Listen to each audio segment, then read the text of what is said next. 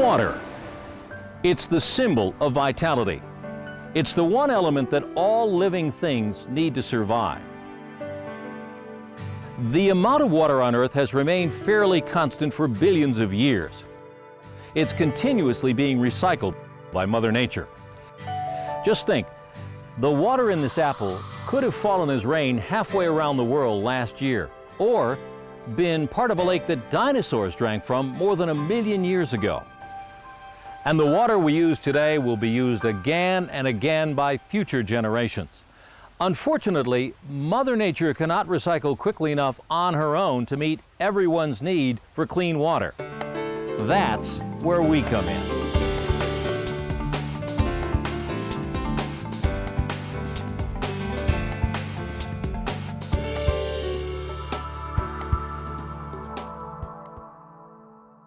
The average person uses about 80 gallons of water every day. The byproduct of this becomes wastewater. Most of us don't think about what happens to all the wastewater once it goes down the drain. But in the Sacramento region, it empties out here, the Sacramento River. But not before being cleaned and treated. Our community relies on the Sacramento Regional Wastewater Treatment Plant to ensure the water being released is safe for the fish, the plants and animals that live here, and for everyone miles downstream. But treatment has only been a priority in developed countries since the late 1800s. Even today, some countries still don't have this technology. Recent photos of a village in India showed garbage piled in the streets and fresh water pipes running over open waste trenches. Runoff from this raw waste can enter into their rivers, streams, and freshwater supplies. Not much different than the ways ancient civilizations disposed of their waste thousands of years ago. One of the earliest discoveries of primitive wastewater systems dates back as far as 3200 BC. On the Orkney Islands, north of Scotland, rough winds and seas unearthed the ancient village of Scotta Brae. These stone huts had beds, shelves, dressers, and sideboards, all made of stone. Evidence of a sophisticated drainage system was found in the village's design, one that may have included a primitive form of toilet in each dwelling. The earliest evidence of indoor bathing and plumbing was discovered in the ruins of the Mohenjo-Daro in the area that is now Pakistan. Rain and well water filled the Great Bath, which was used for religious functions. For personal bathing, almost every house had its own bathroom. The dirty water went out through brick pipes that emptied into a city drain system in the street. Covered openings let workers in to fix drainage problems. The raw wastewater then dumped into the Indus River. The elaborate drainage system was centuries ahead of its time. But unfortunately, the Mohenjo-Daro civilization died out, taking its drainage engineering with it. In Rome, tenements were several stories high, and very few of these households had pipes to dispose of the wastewater.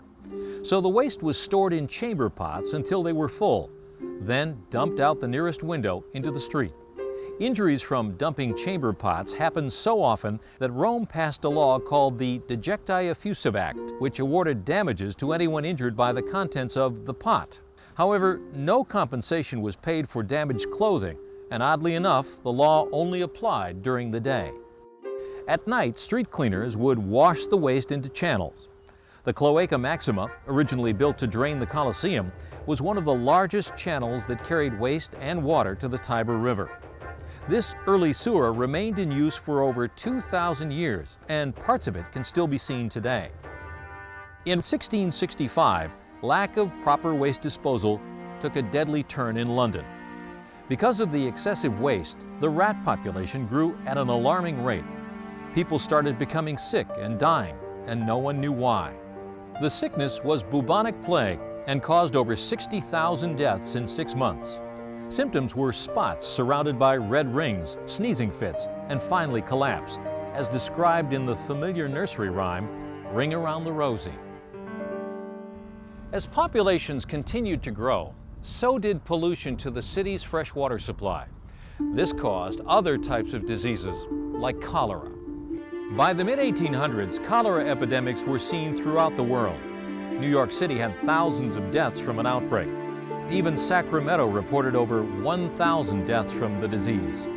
London was reeling from cholera, but Dr. John Snow would make a significant observation regarding the spread of the disease.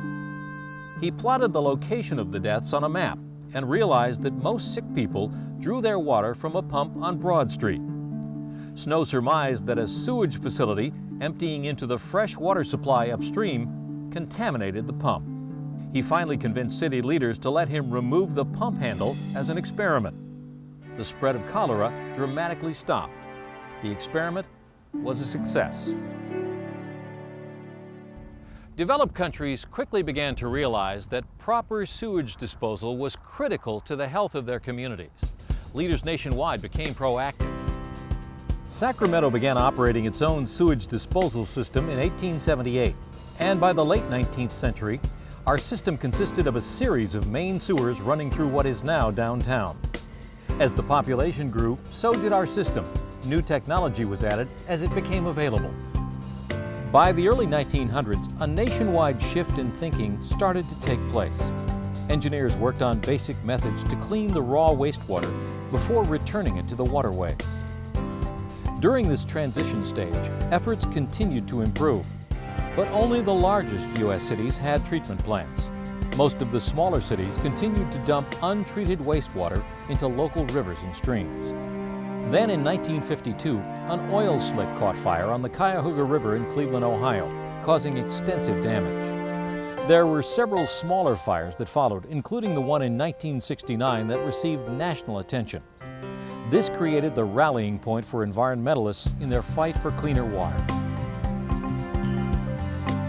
and sparked the United States Clean Water Act of 1972, which required the states and the EPA to set standards for surface water quality, mandate sewage treatment, and regulate wastewater discharges into the nation's surface waters. In answer to this call to action, the Sacramento Regional County Sanitation District, SRCSD, was formed in 1973. The job of sewage collection and treatment in the region, which was being handled by separate city, county, state, federal, and private agencies, was consolidated. The Clean Water Act provided billions of dollars in federal funds to help construct treatment plants throughout the country. SRCSD was awarded the largest single grant in the nation. The grant, along with state and local bonds, helped construct a $460 million plant, and the Sacramento Regional Wastewater Treatment Plant went online in 1982.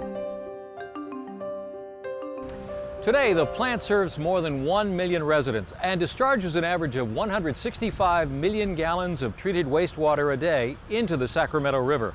But they can't do this alone. SRCSD works closely with local sewer agencies to collect and transport wastewater to the treatment plant in the southwest corner of the county.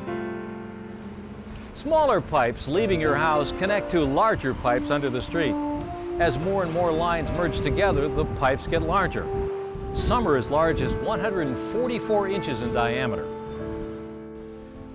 Avoiding breaks and spills is high on the priority list. Over the past 30 years, regulations regarding the care and maintenance of the system have become much more stringent, and so have the treatment requirements. But the basic principles of the process have remained the same.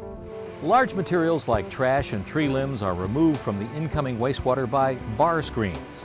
The screened water enters underground primary settling tanks where most of the remaining solid materials, like sand or gravel, fall to the bottom and are removed. Next, the wastewater enters the oxygen reactor. Naturally occurring microorganisms consume the dissolved organics and sink to the bottom. In a second series of settling tanks, the cleaner wastewater flows out over the top. Chlorine is added to kill any harmful organisms remaining in the wastewater. The water travels 2 miles to the outfall, the release point on the bottom of the Sacramento River. Finally, sulfur dioxide is added to neutralize the chlorine.